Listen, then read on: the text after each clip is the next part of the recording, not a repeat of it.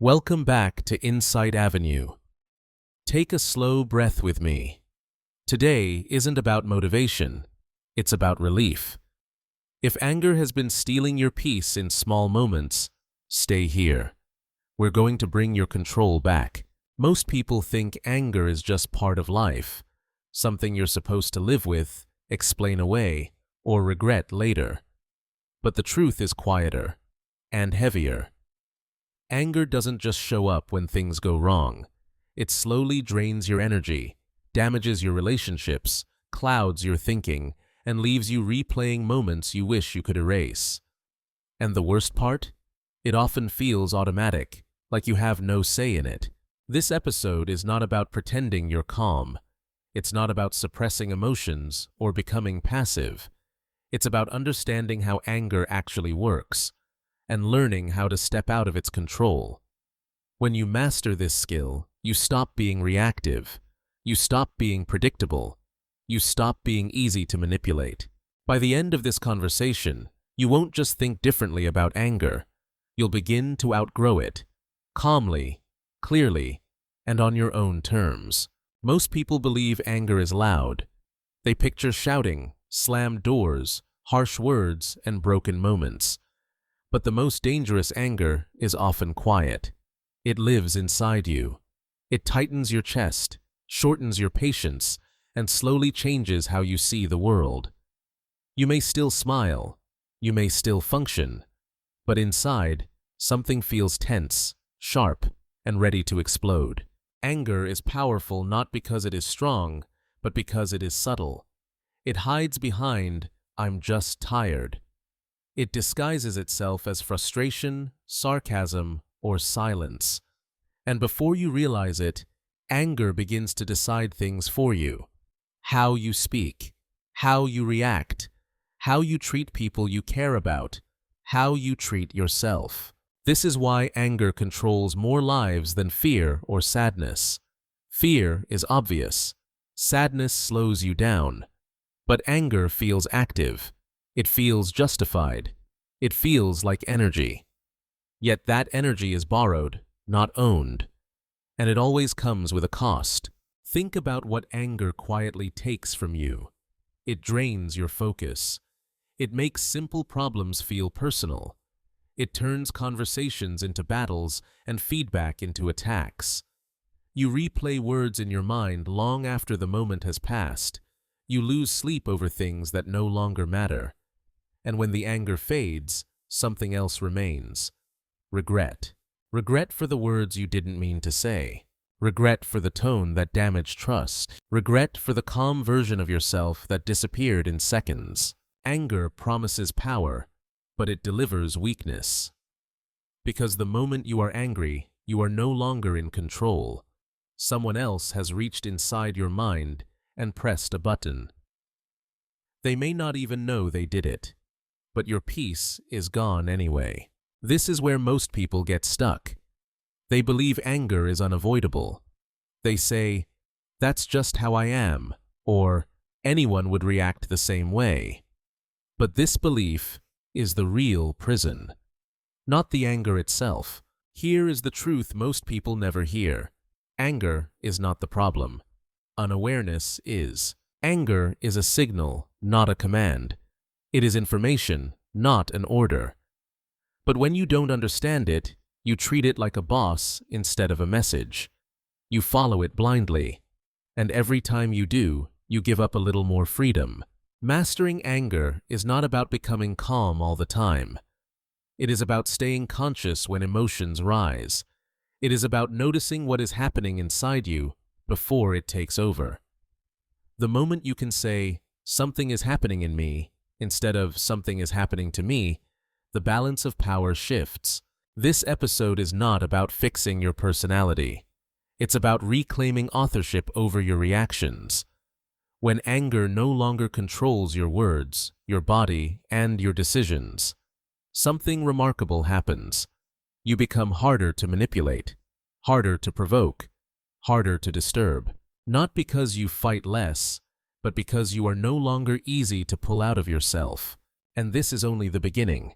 Because once you see anger clearly, you can stop being its prisoner and start becoming its master. Most people describe anger as if it attacks them from the outside. They say things like, "They made me angry," or "I lost control because of what happened."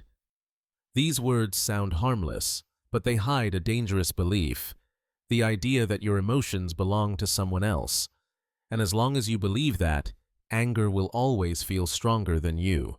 Let's be honest, life gives you triggers every day: rude comments, unfair situations, disappointment, criticism. None of that is new.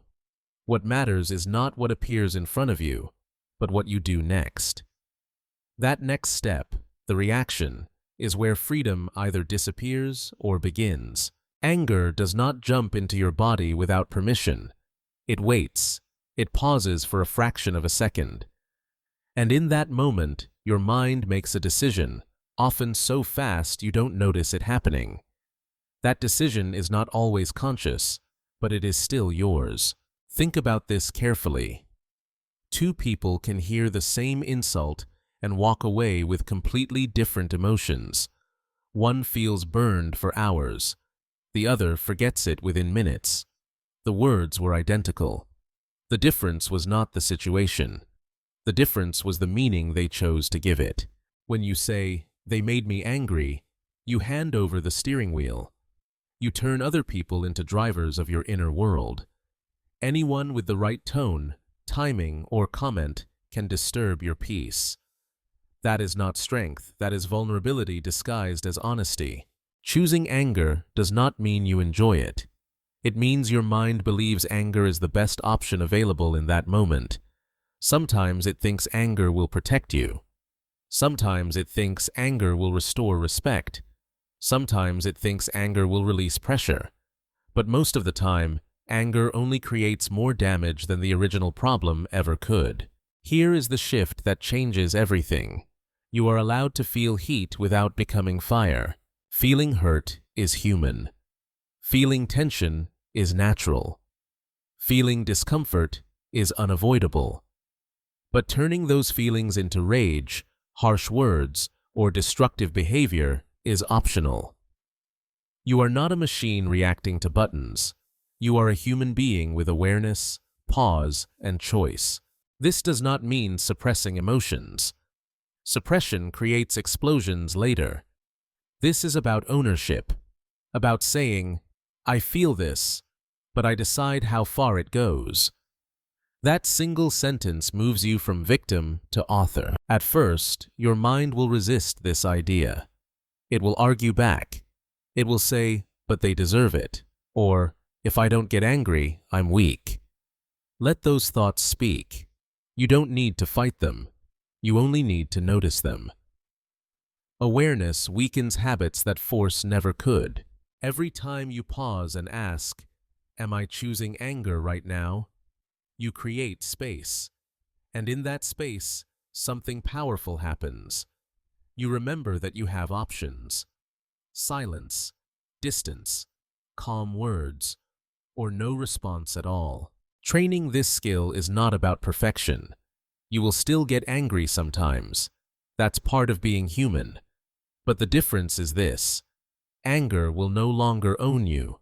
It will visit, but it won't stay. It will knock, but it won't control the house. The moment you understand that anger is a choice, not a sentence, you take back something priceless: your freedom. Anger is fast. That is what makes it dangerous.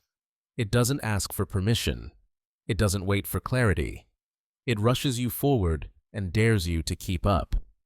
Peace, on the other hand, moves slowly, and that difference in speed is where most people lose control. The real damage of anger does not come from feeling it.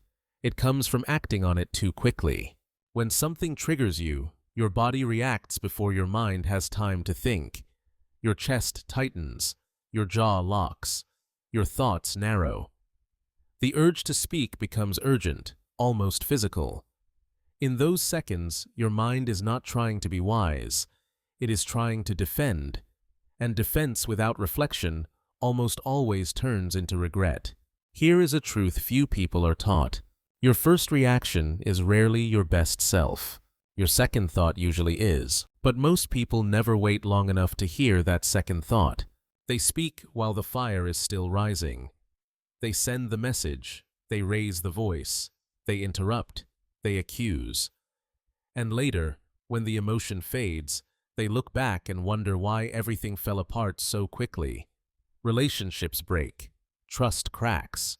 Respect slips. All because of a few unguarded seconds. This is where the pause becomes your most powerful skill. A pause is not silence out of fear. It is silence with intention. When you pause, you interrupt the emotional chain reaction. You create space between what happens and what you do next. And in that space, you regain control. Here is a moment many people recognize. A man once stood in his kitchen after a long day. His partner said something sharp, small, careless, but it landed hard. He felt his body tense. The words were already forming in his mouth, ready to strike back. He stopped. He looked down at the floor. He said nothing. He walked into the next room. A minute later, he came back and said quietly, "That hurt. Let's talk when we're calmer." Nothing broke that night. That is the power of a pause. The pause works because anger behaves like a wave. It rises fast, crashes hard, and then fades. If you try to fight the wave while it is breaking, you drown. If you wait, it passes on its own. The pause is how you stay above water. Practical pauses are simple, not dramatic. Close your mouth. Look away. Step back. Change rooms. Count slowly in your mind. Focus on your breath. These actions are not avoidance, they are regulation. Many people fear that pausing means losing. But reacting instantly is what actually costs you power. When you pause, you are no longer predictable. You are no longer easy to provoke. You are choosing your response instead of giving it away. This takes practice. At first, your mind will push back. It will say something now. Let it talk. You don't have to obey every thought you hear. Each time you delay your reaction, even by 10 seconds, you weaken anger's grip. Over time, something changes. The pause becomes natural. The urge softens faster. The clarity arrives sooner. And situations that once exploded quietly dissolve instead. Some words, once spoken, cannot be taken back, but a pause can protect years of trust. Learning to pause does not make you passive, it makes you precise. And precision is what separates emotional strength from emotional chaos. When anger appears, most people try to think their way out of it.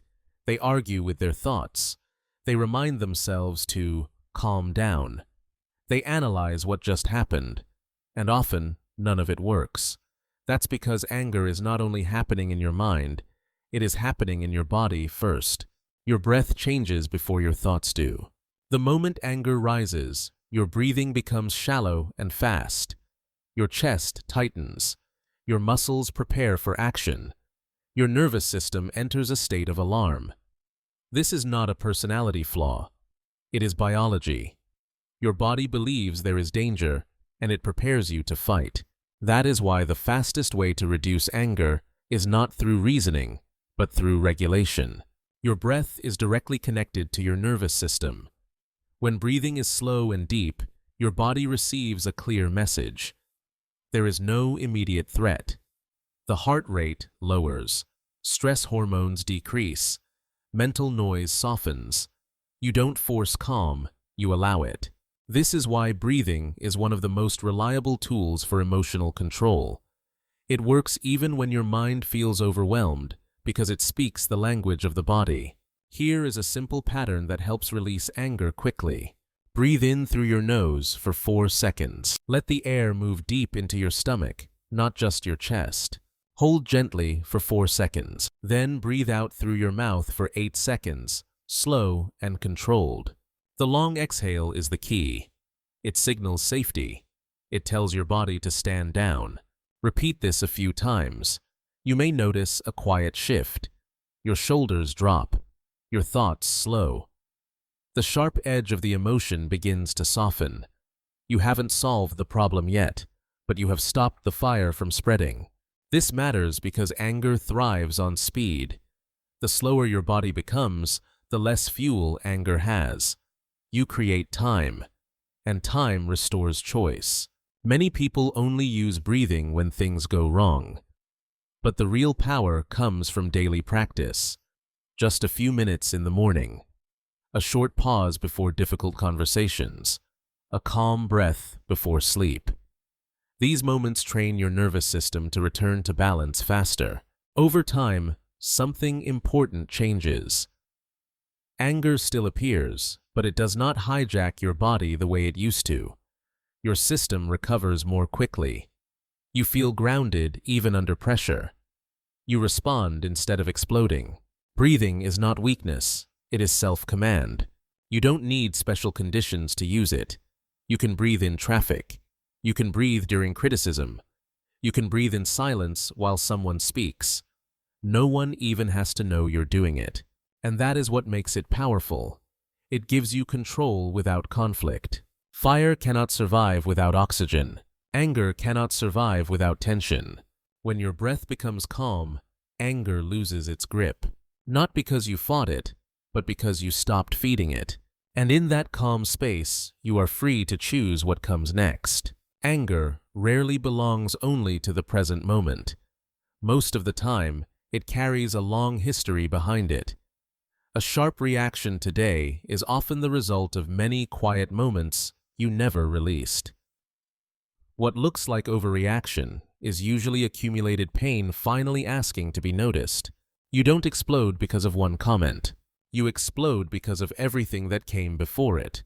Unreleased memories, unspoken words, old disappointments, and unresolved hurt slowly collect inside you. Each one adds weight. Each one tightens your emotional space. And when something small happens, it is not the trigger that causes the damage. It is the buildup. This is why letting go is not about forgetting what happened. It is about deciding what no longer deserves space inside you. Holding on may feel like strength, but it quietly drains you. You replay conversations. You rehearse arguments that already ended. You relive moments you cannot change. And every time you do, your body reacts as if the pain is happening again. The past stays alive, not because it is powerful, but because you keep carrying it. Letting go begins with honesty. You must be willing to admit what still hurts, not to justify it, not to blame, simply to acknowledge it. Pain that is seen begins to loosen its grip. Pain that is ignored looks for other ways out, often through anger. One practical way to start is to write. Write the names, events, and moments that still create tension inside you. The disappointments you never expressed. The words you swallowed to keep the peace. The expectations that were never met.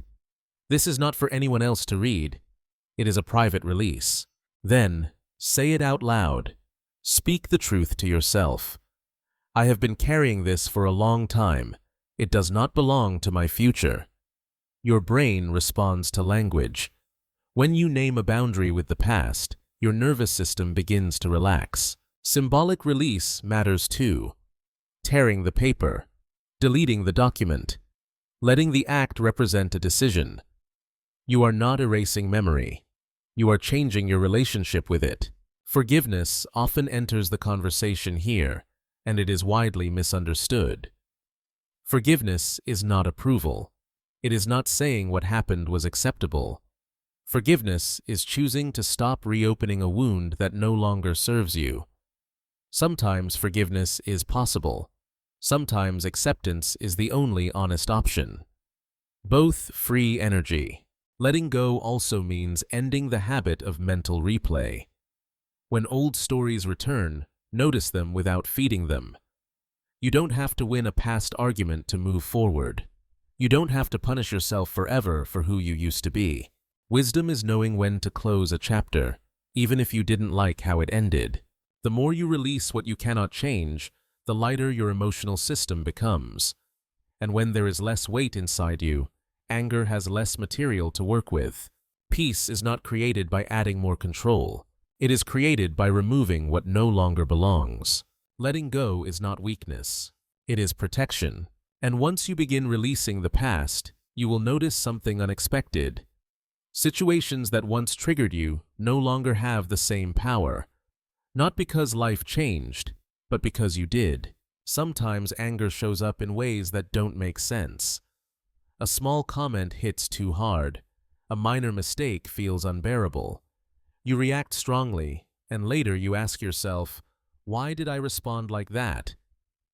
The situation was small, but the emotion was not. That's because the emotion did not begin there. Most anger is borrowed from the past. Every person carries unfinished pain. Some of it is loud. Much of it is buried. Moments when you were ignored, compared, pressured, blamed, or made to feel invisible do not disappear just because time passes. When those experiences are never processed, they settle quietly inside you. And one day, a simple trigger wakes them up. A child once stood in a room holding a drawing. They waited.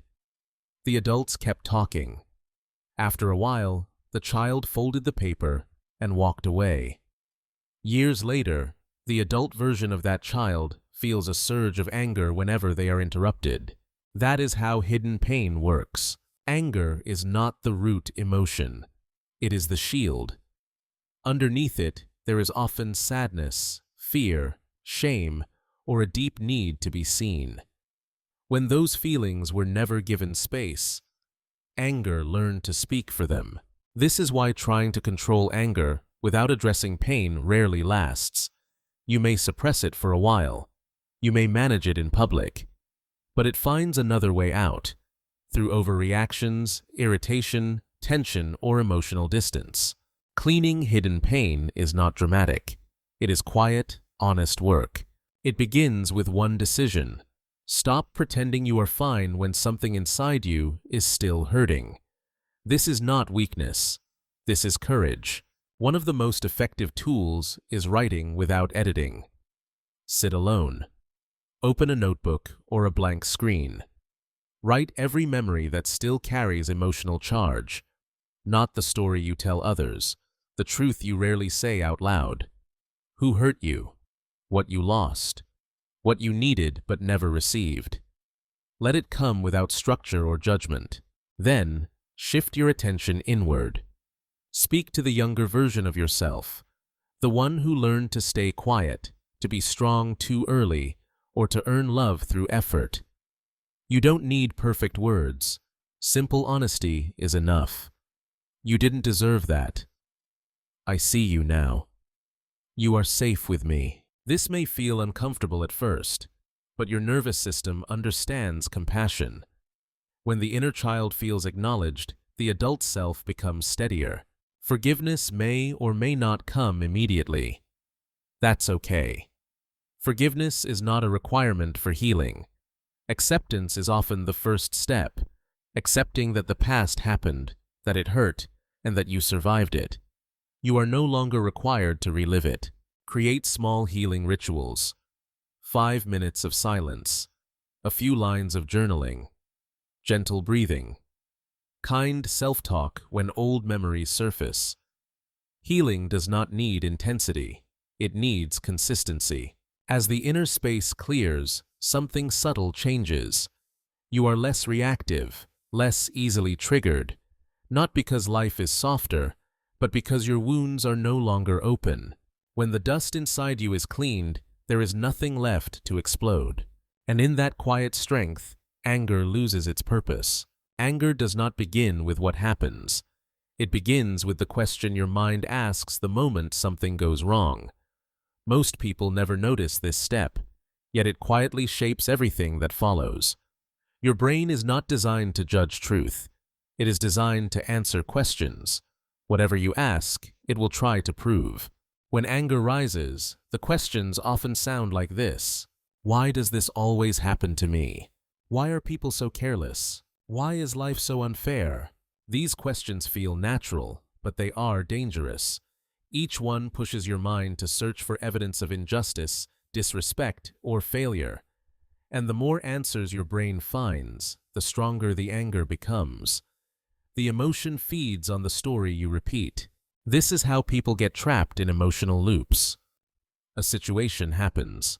A painful question appears. The brain builds a negative explanation. The emotion intensifies. The reaction follows. Breaking this loop does not require controlling the emotion. It requires changing the question. Powerful people do not avoid difficult emotions. They redirect them. And redirection begins with intention. The moment you feel anger rising, pause and ask a different question, one that opens space instead of tightening it.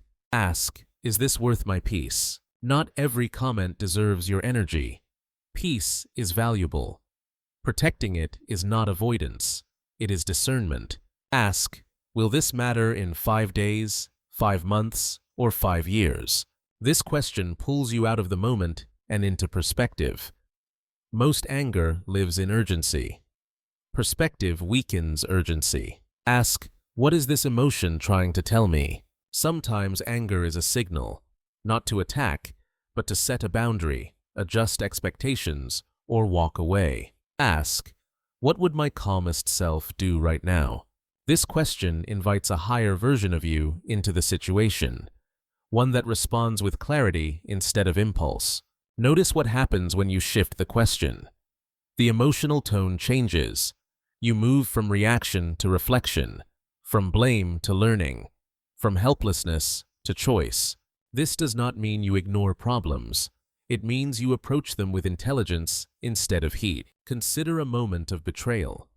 The immediate question might be, how could they do this to me?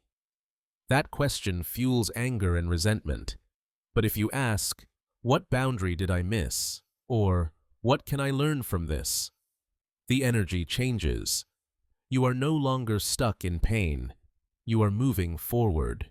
You cannot always control your first emotional response, but you can always control the direction you take next.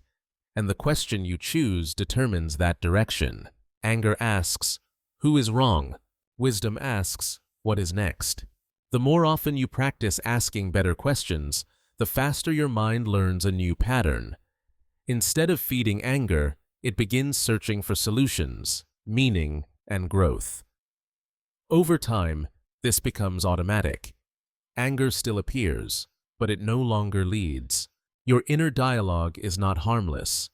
It is shaping your emotional reality every day. When you change the questions you ask, you change the quality of your thoughts. When you change your thoughts, your emotional world follows. And that is how anger loses its influence, not through force, but through understanding. The right question does not pull you deeper into pain. It guides you back into power. Many people believe anger comes from being too emotional. In reality, it often comes from being silent for too long. When boundaries are unclear, frustration has no exit. It builds quietly until anger speaks on your behalf, loudly, suddenly, and destructively. Boundaries are not walls. They are signals. They tell the world what is acceptable and what is not, without shouting, blaming, or drama. When you don't express limits early, resentment replaces honesty. And resentment is one of anger's favorite homes. Setting boundaries is not aggression. It is clarity. Saying, I'm not comfortable with that, or I need space right now, prevents emotional pressure from piling up. When people know where you stand, you no longer feel trapped, and anger fades when helplessness disappears. Anger also survives in problem-focused thinking. When something goes wrong, the mind naturally wants to complain, replay, and blame. This keeps the situation alive inside you. A solution-focused mindset does the opposite. It asks, what can I control? And what is my next move? The moment your brain sees a way forward, emotional tension begins to dissolve. You don't need to solve everything at once. You only need direction. Even a small step restores a sense of agency. And agency is the opposite of anger. There is one more shift that completes this transformation: learning to observe without absorbing. Not every emotion around you belongs to you. Not every comment deserves a place in your mind. When you absorb everything, people's moods, opinions, and frustrations, you carry weight that was never yours. Observation creates distance. It allows you to notice what happens without becoming it. Imagine your mind as a wide sky. Thoughts, emotions, and events are clouds. Some are dark, some pass quickly. None of them define the sky itself. When you observe instead of absorb, you stay grounded while situations move through you. This is not emotional coldness. It is emotional maturity. With clear boundaries, solution-focused thinking, and calm observation, anger loses its role. There is nothing left to defend, nothing left to fight. You are no longer reacting from pressure. You are responding from clarity, and clarity is powerful. When you reach this stage, anger no longer controls your life. It becomes information you can use or ignore. You stay steady while the world moves, calm while others rush, clear while situations shift. That is not weakness. That is strength refined. Anger once felt like power, like protection, like proof that you cared. But now you can see the truth more clearly. Anger was never strength. It was a signal, asking for awareness, space, and choice. Today, you didn't learn how to suppress emotion. You learned how to rise above it. You learned how to pause when fire appears, how to breathe instead of break, how to release what no longer belongs to you, and how to ask questions that lead forward instead of pulling you down. You learned that peace is not passive, it is trained. From this moment on, you don't have to fight life to feel in control. You don't have to react to every word, absorb every mood, or carry every wound. You can observe. You can choose. You can protect your energy with clarity and calm. The calmest version of you was never weak. It was always the strongest one. And now, you know how to return to it, again and again.